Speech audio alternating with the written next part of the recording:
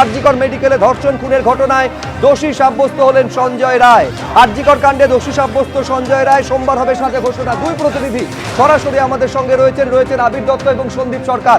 আমি ইনা নাটশেল তোমার কাছে আবির জানতে চাইবো, কোর্টে কি হলো আজ?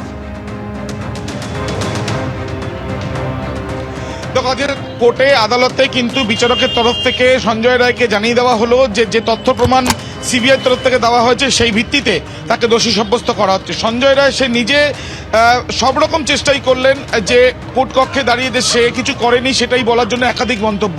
সোমবার দিন এই মামলার সাজা ঘোষণা হবে এবং সঞ্জয় রায়ের, এবং তার সঙ্গে সঙ্গে সঞ্জয় রায়কে বক্তব্য কি থাকবে সেই বিষয়টাও আদালত শুনতে পারে এমনটাই জানা যাচ্ছে।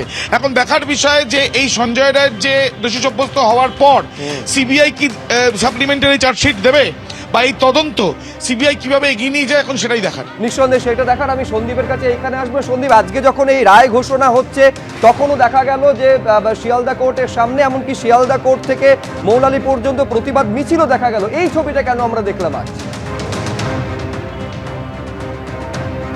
দেখো, এই লিফলেট তৈরি করা হয়েছে ওয়েস্ট বেঙ্গল জুনিয়র ডাক্তার ফ্রন্টের তরফে, যেখানে তারা 20খানা প্রশ্ন এই লিফলেটে রেখেছেন এবং আজকে আদালত চত্বরের বাইরে এই লিফলেট তারা বিলি করলেন, প্রতিবাদ দেখালেন যে অনেক প্রশ্নের উত্তর অধরা।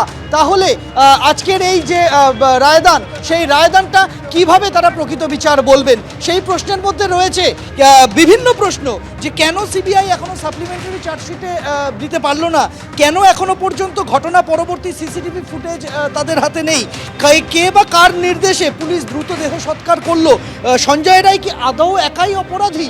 যে প্রশ্নটা 9ই আগস্ট উঠেছিল, সঞ্জয় রায় কি একা অপরাধী? যে প্রশ্নটা তদন্ত যেদিন সিবিআই এর হাতে গেছিল, যে সঞ্জয় রায় কি একাই অপরাধী?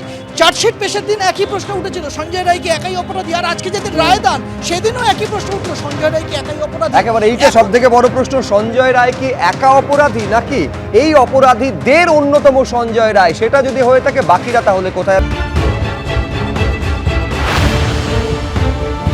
সঞ্জয়ের ফাঁসি হলো, বাকি যারা আছে তাদের যতক্ষণ বের না করবে ততক্ষণ আমাদের কোনো আশা পূর্ণ হচ্ছে। সঞ্জয় রায় ছাড়া আর কে? আমরা মনে করছি এখনো আরো অনেক দোষী বার হবে এবং তদন্ত হবে, বিচার প্রক্রিয়া হবে এবং আরো দোষী ধরা পড়বে। সিবিআই তদন্তেও কলকাতা পুলিশের গ্রেফতারিটাই মান্যতা পেয়েছে। 4 জনের যে আরো ডিএনএ, সেই ডিএনএ কাদের? রিপোর্টে যদি সত্যি এইগুলো ডিএনএ বা ফরেনসিকে থেকে থাকে বা তার পরিবার বাবা মা যেসব অভিযোগ করছেন, এর নিষ্পত্তি হওয়া উচিত।